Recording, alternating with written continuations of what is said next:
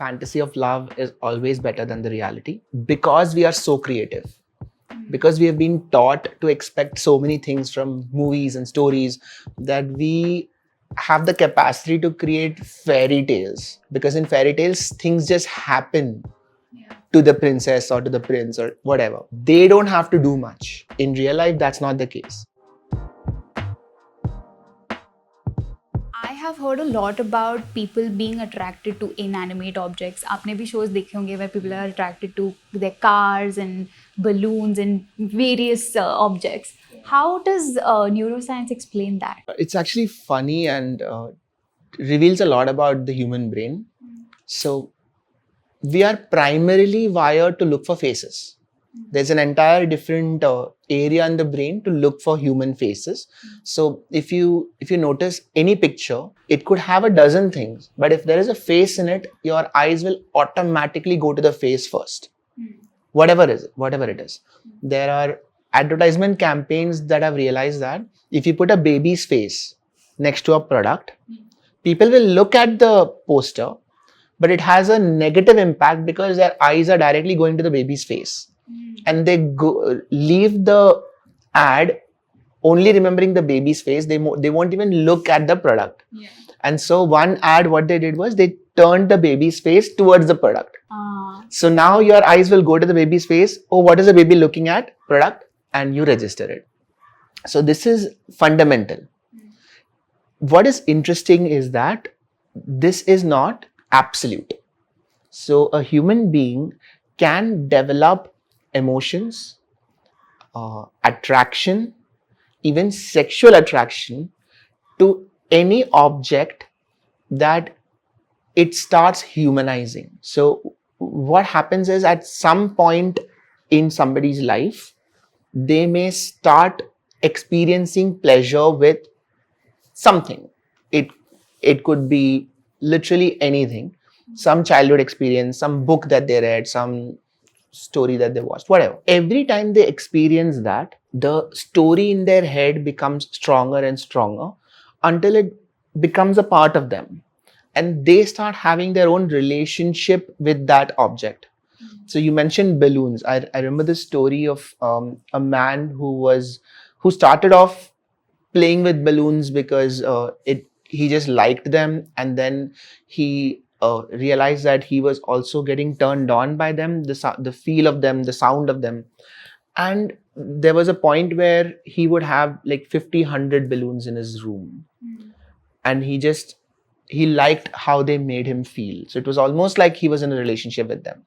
There are so many of these fetishes. You can't pin it down to, oh, in ye person ka ye network mein kuch problem hai. It is not a problem. So their feelings are just as valid as any normal relationship. Yes. So my take on all fetishes is that A, are you hurting yourself? B, are you hurting anybody else? And C, are you still functional? Like, are you still able to do all the stuff that you are supposed to do? Like, have a job and have relationships and talk to your friends and manage your finances, all of that stuff. If you are functional and you're not hurting yourself and you're not hurting anybody else, do it. It's fine. It's absolutely okay because your brain is capable of creating that story. It's just an extension of how you fall in love with another human being, except that part is a little simpler because your brain is already wired to do that. But instead of a human being, if you transfer that to an object, that's why it doesn't happen to everyone. But if it does happen, that's just your life. That's your story. Absolutely justified. Yeah. And this attraction to the object doesn't need to be necessarily associated with a human, or then there doesn't have to be a human element whatsoever. Not really, no. Like the balloons, for example. Or at least the story in which I had read, he didn't really need to draw eyes on the balloon or something. It doesn't matter. It's just about what they are attracted to. So are they attracted to the feel of it? Are they attracted to the sound of a balloon? Whatever. You can create that attraction story around a particular sense. Because if you say, looking at a face, what you're saying is my eyes are correlating a visual input with a sexual attraction. But your eyes are not the only sense. What you hear could also be correlated. What you feel could also be correlated. So every sense could have its own associated story. If you are with a human being, then all those senses do come together. So you are seeing them, you are hearing them, all those senses come together to give you that, to create that story. But you can technically break it down. You could be attracted to somebody's voice, but hate the way they look. It is possible. Yeah. You could be attracted to somebody's cologne, for example, or somebody's smell and not really like them as a person otherwise. So it is possible for different senses to have different stories. And again, absolutely okay. I love those examples you gave towards the end. That's like a palatable version of what being attracted to an inanimate object. That was super interesting, but I would also like to discuss polyamory and what biology has to say about it. Throughout evolution, polyamory or polygamy is known. It is not at all like a new thing. There are plenty of species of animals who mate with multiple partners. In fact, monogamy is the exception. In most animals, you will every mating season they will have a different partner, because evolutionarily that makes sense. You figure out who is the best one at that time and go ahead. In human history, also there have been several societies where polygamy was accepted, and there were some societies where it was the norm. In most societies, it was not the norm. Some of them were accepted, and then gradually it became that it wasn't accepted. The story changed. The expectations that we create for ourselves changed over time. Nothing changed biologically. Human beings who are polygamous have the same brain as human beings who are monogamous, but the story is different.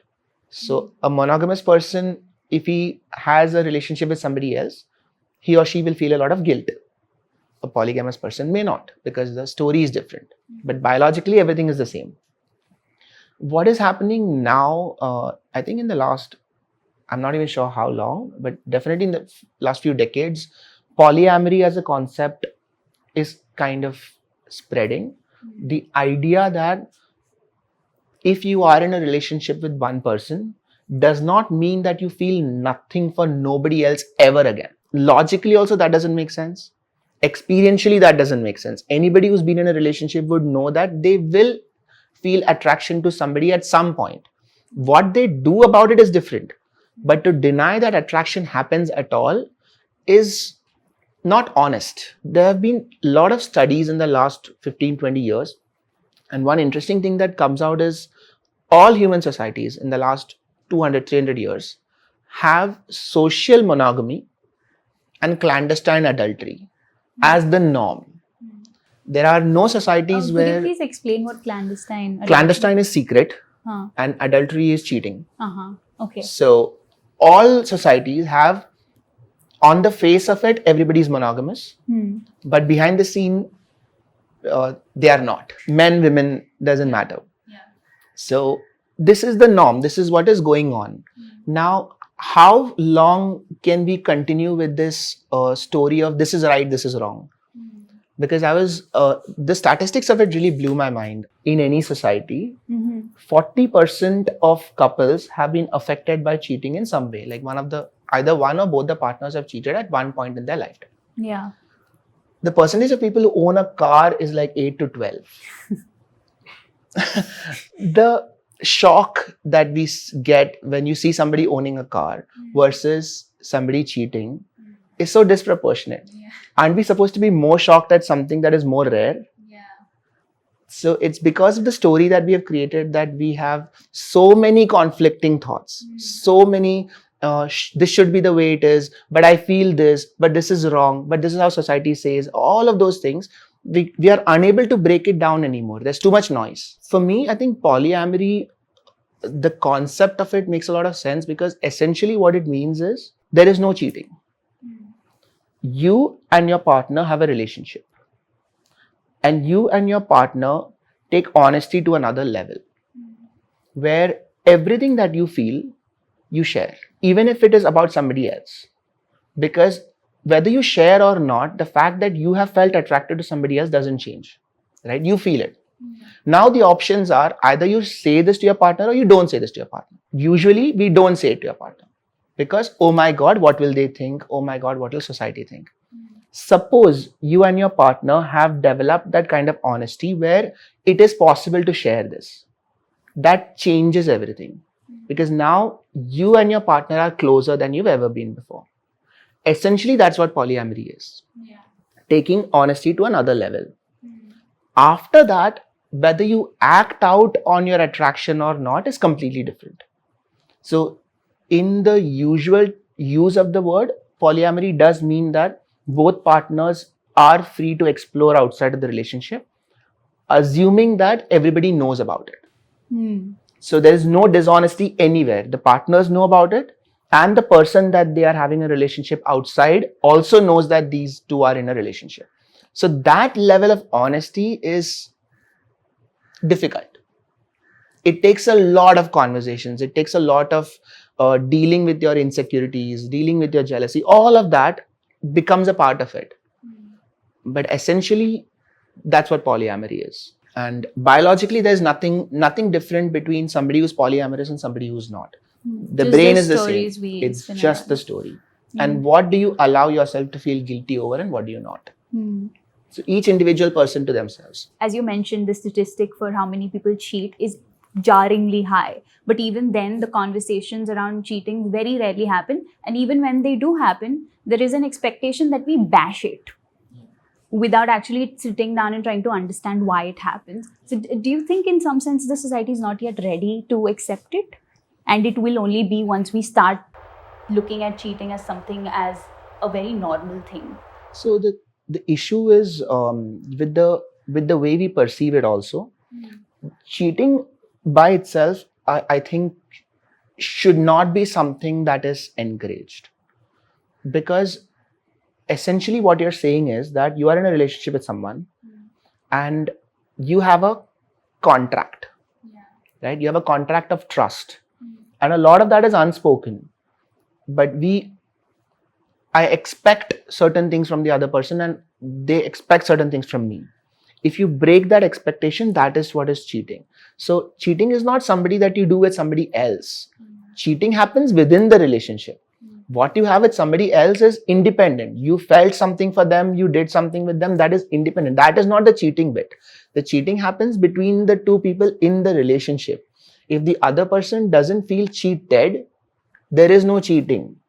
Right? So it is a story that happens within a relationship, which is what polyamory kind of solves for. Yeah. It essentially means, are you honest? And are you able to communicate to another person that I have this feeling for someone else? Now, what do I do about it? And this only happens in a context of romantic relationship. If you say something like that, that is also breaking expectation, because the partner has no idea that you wanted to do this. Nobody says that you cheated. It is only when it comes to romantic relationships outside of this one or any kind of, attraction. That is because of our fundamental wiring that I own you. And that is what love is. So we have circled back all the way. Yeah. So as soon as you feel that I own you, how can you go to anybody else? Because you are a part of me. You are not your independent person. You don't have the right to feel anything by yourself. How can you go somewhere else? And the only way out is to break up, which is the other extreme, that you are not a part of me at all now. Now you can do whatever you want. There is no middle ground.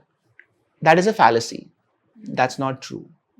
And that's what relationships are. It almost makes me think that relationships with newer structures such as polyamory, they might have a better chance of being a healthier relationship, because so much of it is undefined by the society. So it's left up to you and your partner to decide what will our rules be. Which ironically is the case with every relationship. In every relationship, society doesn't really interfere with how you and your partner talk to each other. They are only concerned with the outside looks. What happens in your house and the conversations that you have is entirely your responsibility. It's just that from the outside, society wants a certain kind of pattern, right? No chaos. And I can understand why. We, as a society, we have gone through so much trouble, so much uncertainty, that we don't want to deal with uncertainty at every step.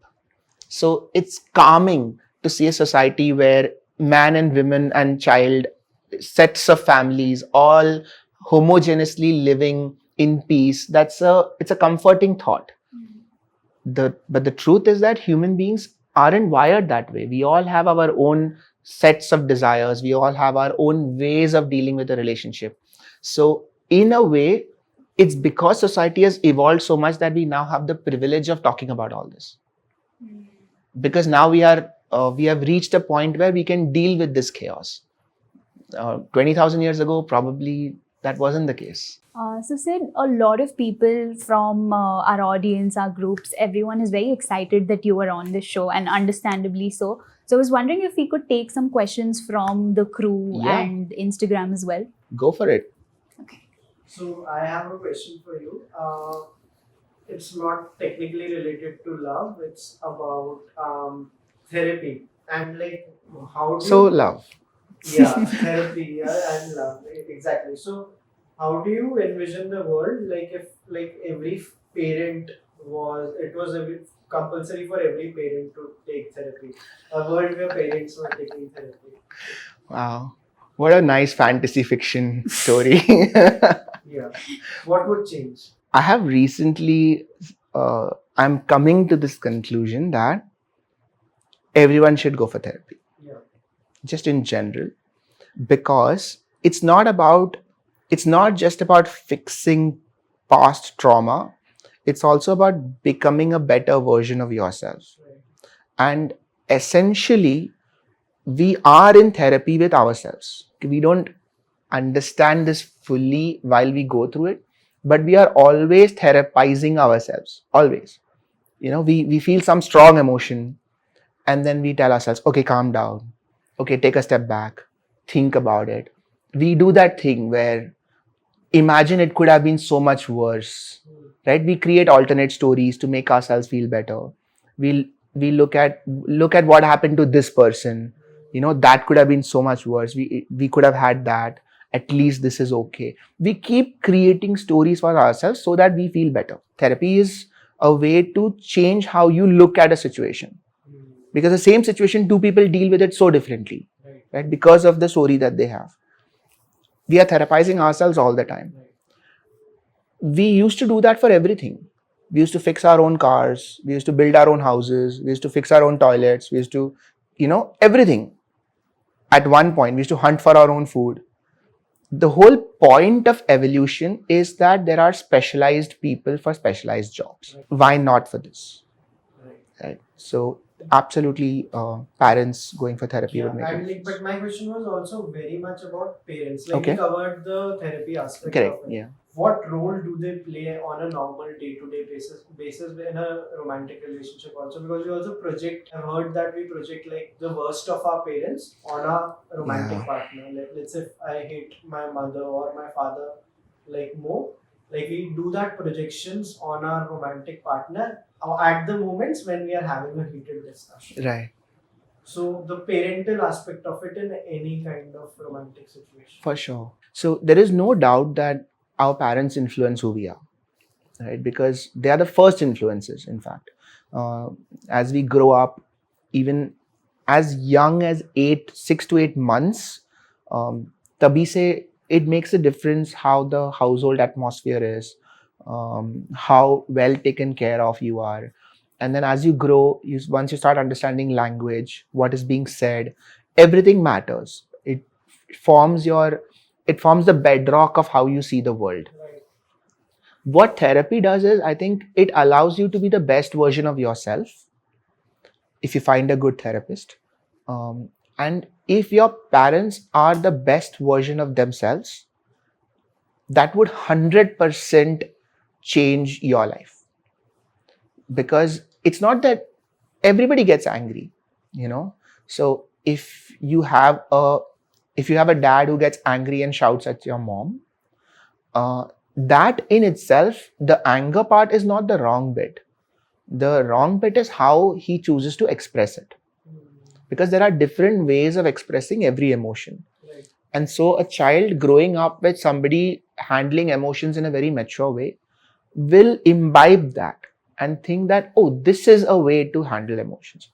Because then it becomes a reflex. So every time if you're angry and your dad is angry and he slams the door, that becomes a network in your head. That when you're angry and you leave the room, slam the door. Tell the other person how angry you are.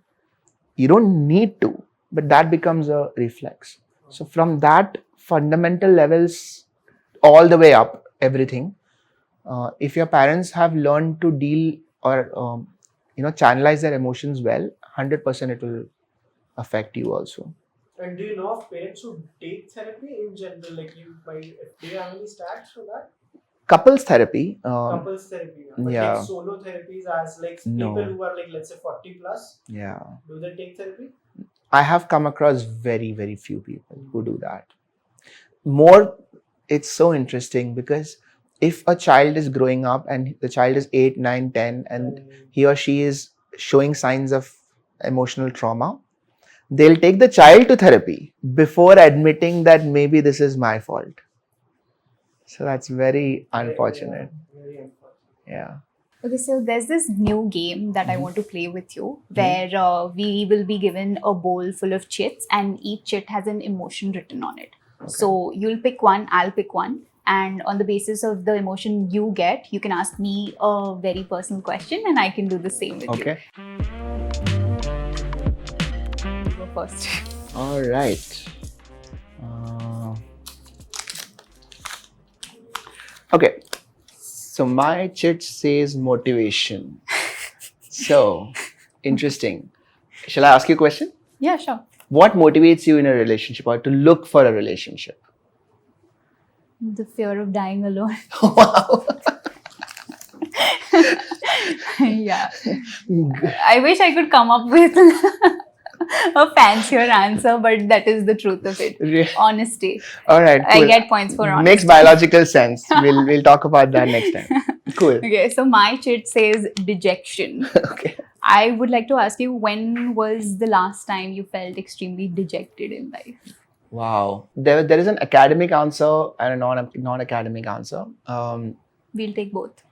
So the academic answer was there was a point in my time in my life when I wanted to move to the UK to work there. Mm-hmm. Right. I wanted to live there for like 2 years, just experience what life is like there. And I had started giving an exam so that I can get registered as a doctor in the United Kingdom. The exam had 3 steps. I gave the first 2 steps in 2015, 2016, and then my neurology DM course started. I didn't get time for 3 years, and I finally got time at the end of 2018. I gave the exam. By that time, it's been 3 years since I've studied any of that. I thought, how difficult could it be? That exam was one of the worst in my life. And I realized that, maybe I'm not as smart as I thought I was. And it took me around 3 months to get over that exam, because that was the only traumatic exam experience of my life, because it was practical. And I had a bunch of British examiners looking at me with British eyes, judging me for not knowing simple questions. So it took me around 3 months, and then I studied again, and then I cleared it. But that was an academic dejection. It feels very different. A personal dejection would be that a very, very close friend of mine, we used to talk pretty much all the time throughout college and everything. And in the last 2 to 3 years, she moved out of India, and our conversation kind of slowed down because lives became so different. And with my whole social media experience and all of that, and she was doing something very different, there was this gradual realization that, we have nothing in common. I was shocked by how low I felt about that, because I thought you can only feel so much at the end of a breakup. And I never realized that a friendship, or even the idea of a friendship going away, could feel that bad. And then after that, I realized that you have to take friendships just like you would take any romantic relationship. And you have to put in the same kind of time and effort if you want to make it work. And thankfully we did. So we are friends now. But that dejection actually taught me a lot. That after a while, there's not too much difference between friendships and relationships, because your friends sometimes could have the same level of expectations that your partner might. And that's okay.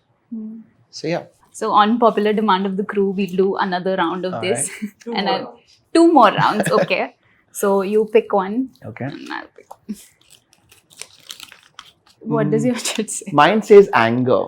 And mine says shame. And I'm trying to figure out what Oh could boy. have just been Okay. asked. Tell me one thing that has made you very angry in a relationship. One thing. Oh, wow, okay. Is there a list? Okay, give me top 3. Where do I start? I guess being ghosted in a sense made me very angry, and the person just refused to give me any answers whatsoever. So this is TMI, but I must have sent around 89 to 90 messages that night alone. And then I watched your video on how a brain behaves when it's experiencing withdrawal of dopamine from heartbreak. And that made me feel better. Better, I'm glad. All right. Okay. Yeah, ghosting would make anybody feel angry for sure. Yeah. Did you know that there is a term called orbiting, Mhm. which is like ghosting 2.0, where you ghost someone, but you don't remove yourself from their social circles. So you orbit. Oh, yeah. So you keep popping into their feed. That is what they did to me, and that made me really angry. Right. Yeah. So you were orbited. I was orbited. Yeah. Oh, wow. Yeah. Okay. All of us have, at some point in our school lives, as children, we've experienced shame. Is there any instance in your adulthood that you experienced shame that you could tell us of? Wow. Interesting and difficult question. So I would say that embarrassment happens.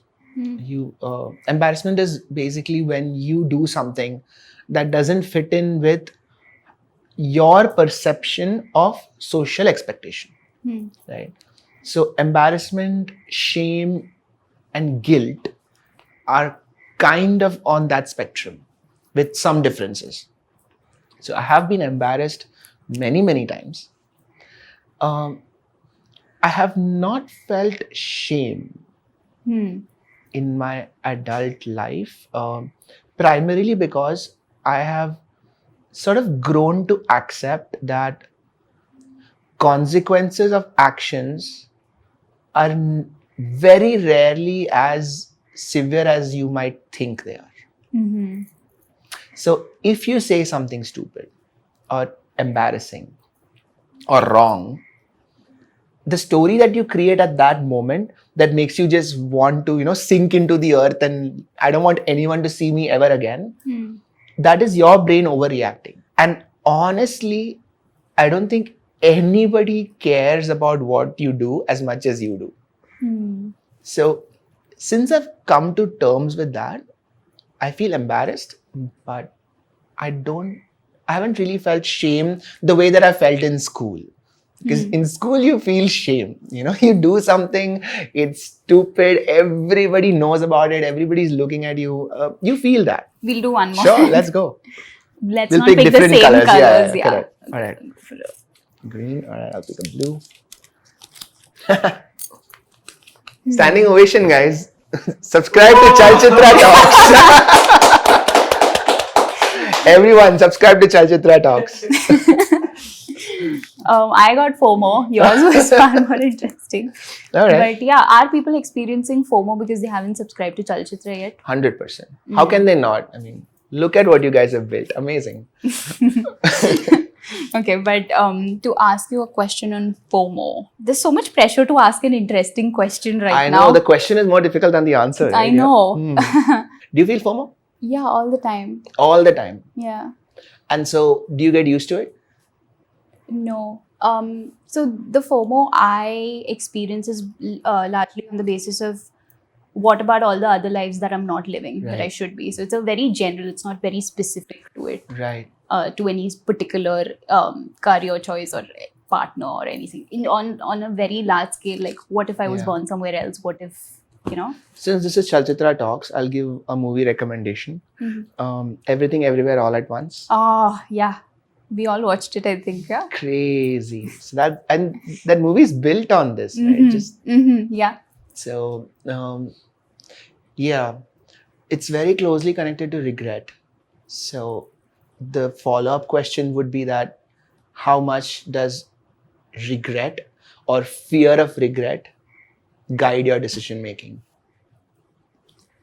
I wish the answer wasn't a lot, but it Fair. is. What about you? Whatever it is. So it's also the reason why I don't feel that much shame, because I feel that not having done that thing, whatever it is that I was embarrassed by, would mean that I wouldn't really know what would happen, which would mean that I would always think about what would have happened if I would have said it or done that. And I feel regret is harder to bear than shame, because you will come to terms with the consequences of what you've done because you've learned. But not having done something, probably you haven't learned that much. So unless you've done something illegal, you've gone to jail or shit. But otherwise, in general, you will always be guided by regret more than shame. Once you've, at least that's my experience. Yeah, I am yet to regret something that I did. Not all even the things 90 texts. No. I feel like I would have regretted if I hadn't sent those 90 texts. Exactly. So, no regrets. No regrets. Yeah. Orbit to orbit, whatever. Fair. Okay. Yeah. So there is one more game that we could play, that we could jump into. This game is called Change My Mind. I'll tell you some beliefs I hold about love, and you can either encourage me to hold on to that belief, or you can try to change my mind about it. Okay. The idea of love is far better than the reality of it. I recently came across a meme that said that a parrot learns to say the words depends on the context and successfully defended its PhD thesis. And ever since I've seen that meme, I can't say depends on the context anymore. Yeah. I hate that meme now because it does depend on the context. If I had to just bet on one of them, I would say yes, that's true. The fantasy of love is always better than the reality, because we are so creative. Because we have been taught to expect so many things from movies and stories that we have the capacity to create fairy tales. And this might sound harsh, but we create fairy tales in our mind, but we don't put in the effort to make it happen in real life. Because in fairy tales, things just happen to the princess or to the prince or whatever, right? They don't have to do much. So in real life, that's not the case. In real life, nobody's doing anything to make your love story better. It could be as boring and mundane as you, or you put in that effort to make it magical, which no fairy tale tells you. Yeah. Right? So that is probably why... The reason why a fairy tale is because it is so effortless looking. Exactly. Yeah. Exactly. So magic just happens. But here it doesn't just happen. Here you have to think about, okay, I'm going out on a date. Now, how do I make this special? And the effort will seem worth it at the start. But then, like I said, the more you get into a comfort zone, the less you need to put in that effort. And so you are not putting in effort. And then you're wondering, why am I not getting a dopamine spike? Yeah. So that's probably why reality is not matching up. But if you do put in an effort, it doesn't have to be like that. Reality could be better. You can fix your partner if needed. You mean therapy? Yes. You yourself with the Bob the Builder hat, you can fix your partner. We do try to fix our partners, don't we? That's part of the relationship. We will try to change them to make them fit into us, and they are doing the same thing to you. Nothing wrong in that. Because we get into a relationship expecting that all the pieces will just fall perfectly, but it doesn't work like that. We are all unique. So a little bit of changing will happen, and it's part of what you signed up for. But too much change too quickly in a traumatic way, that's what puts you off. Yeah. So yeah, you can, long story short. I can, okay. Yeah. Oh, I wasn't expecting that answer from you. Yeah, go ahead, fix him. Friends should get second chances, romantic partners should. No, absolutely not. Romantic partner should get as many chances as any other relationship would in your life, because we spoke about how people keep evolving and growing, and whatever mistake that they've made is part of that evolution. So there's nothing like your romantic partners have to be just born perfect and not disappoint you at all or disappoint you at all. They can get second chances. Lovely. That was a very fun game. Yeah. Before we wrap up, is there anything you want to say about love as your parting words? Love is like it's like the core root of almost everything that we do in life which is worthwhile. So whatever it is that you've done in your life that you're really proud of, and that's made you feel very good, if you boil it down to the core, there is love in it, because our brain has dealt with that subject in the same using the same networks of love. So it's the better you are with love, I think the better you'll be with every other aspect of life, whether it's gymming, whether it's in your professional life, whether it's talking to your parents, whether it's having a good friend circle, whatever it is. If you bring love into it, it does make a difference. It's so cliche, right, that love is the answer, but it really is. The networks, the neural networks of love, if you bring that into any other activity, it'll make it better. Lovely. Thank you so much for coming on Dishcoveries. Thank you for having me. Chalchitra Talks rocks, guys. You have to subscribe to it. In Sid Warrior's words, love is a panic attack statement. I'm like, yeah, say it to the people who want to know. Don't just say it out to the world who's like, yeah, love is a panic attack. I knew I should have never gotten love. But the thing is, you end up falling in love again. Actually, I don't even know if it is love or infatuation or just crush and then you're like, I don't know. You still haven't figured out the difference? I still haven't figured